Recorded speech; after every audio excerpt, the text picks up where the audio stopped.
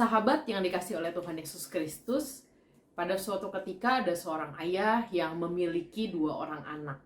Anak ini kembar, identik. Namun sekalipun mereka memiliki wajah yang mirip, tetapi mereka memiliki perilaku dan juga karakter yang sangat berbeda.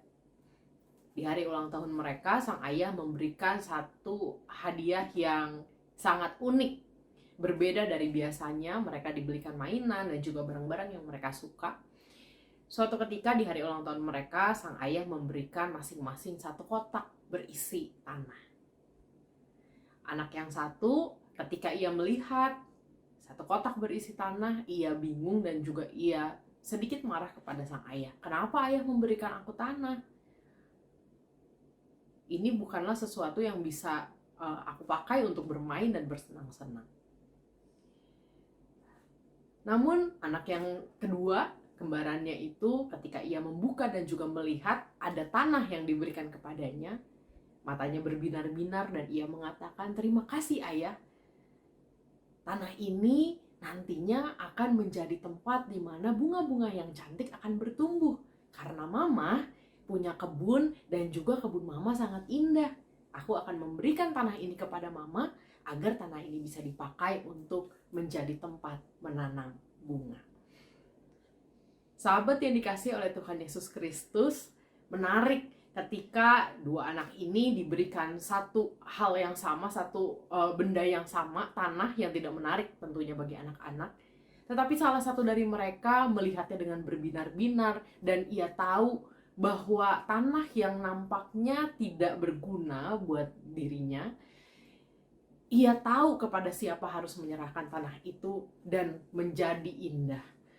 Ia ingat ibunya memiliki kebun yang bagus dan juga ia melihat bahwa tanah ini ketika ia minta tolong ibunya untuk dijadikan salah satu sarana berkebun, itu akan menjadikan tanah itu berguna. Bahkan dapat menghasilkan bunga-bunga yang indah dan juga cantik.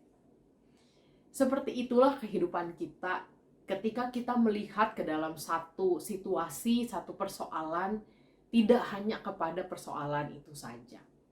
Kalau kita seperti anak yang satunya melihat persoalan hanya sebagai sebuah persoalan, barangkali kita akan memiliki respon yang sama, yaitu mengeluh, tenggelam di dalam persoalan itu sehingga kita tidak menemukan apa yang bisa kita syukuri dari apa yang Tuhan berikan kepada kita.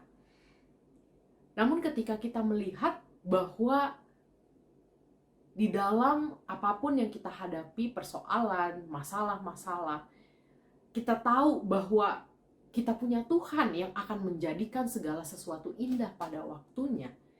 Di situ kita dimampukan untuk memiliki pengharapan, kita dimampukan untuk bersuka cita, kita dimampukan untuk menggenggam ketenangan di dalam hati kita. Bapak Ibu, tentu ini pada saat ini bukanlah situasi yang mudah begitu ya, ketika kita tahu sebelumnya bahwa kondisi COVID sudah membaik, tetapi kemudian Omikron datang dan juga membuat kita semua harus berjaga-jaga kembali. Barangkali ada berbagai persoalan-persoalan yang baru yang kita pikir sudah tidak akan terulang lagi, tetapi pada akhirnya harus kita hadapi. Jika kita hanya melihat kepada apa yang menjadi persoalan dalam kehidupan kita dan tenggelam di dalamnya, mungkin kita akan sulit bersuka cita, sulit bersyukur, dan juga sulit untuk merasa tenang di dalam hati kita. Tetapi jika kita mengingat bahwa kehidupan kita dimiliki oleh Tuhan yang memelihara kita, kita dimampukan untuk memiliki pengharapan dan bersuka cita, bersyukur di dalamnya.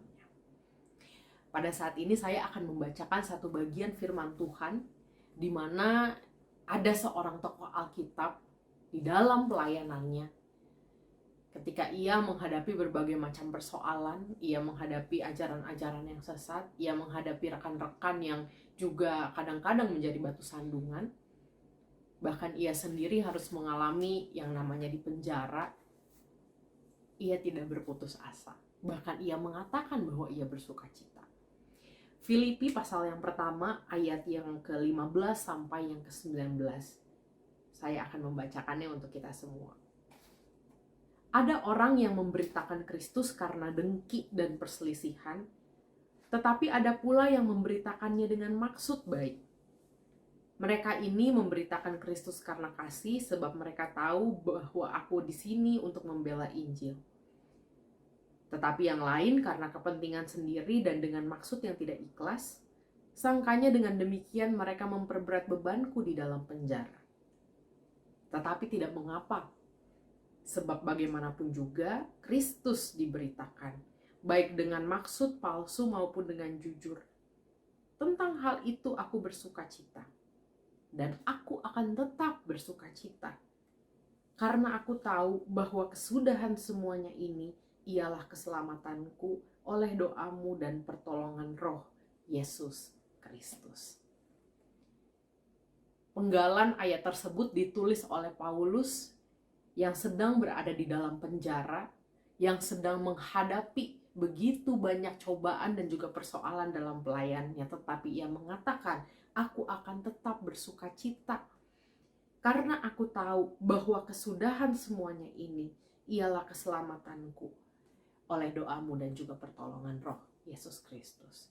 Paulus tidak hanya melihat pada kesusahan yang harus ia hadapi, tetapi ia melihat bahwa kesusahan demi kesusahan yang ia alami di dalam pelayanannya, semuanya itu berujung kepada Tuhan. Semuanya itu berujung kepada apa yang menjadi pemberitaan Injil. Semuanya itu berujung pada pengharapan yang tidak terletak di dalam diri manusia, tetapi terletak di dalam Roh Yesus Kristus. Oleh karena itu, pada hari ini kita diingatkan oleh firman Tuhan bahwa apapun yang terjadi di dalam kehidupan kita, marilah kita melihat bukan pada semata-mata persoalan dan masalah yang ada di dalamnya, tetapi marilah kita melihat kepada siapa yang memelihara kita, kepada siapa yang menolong kita, kepada siapa yang akan memberikan segala sesuatu yang indah pada waktunya. Tuhan Yesus memberkati kita. Amin.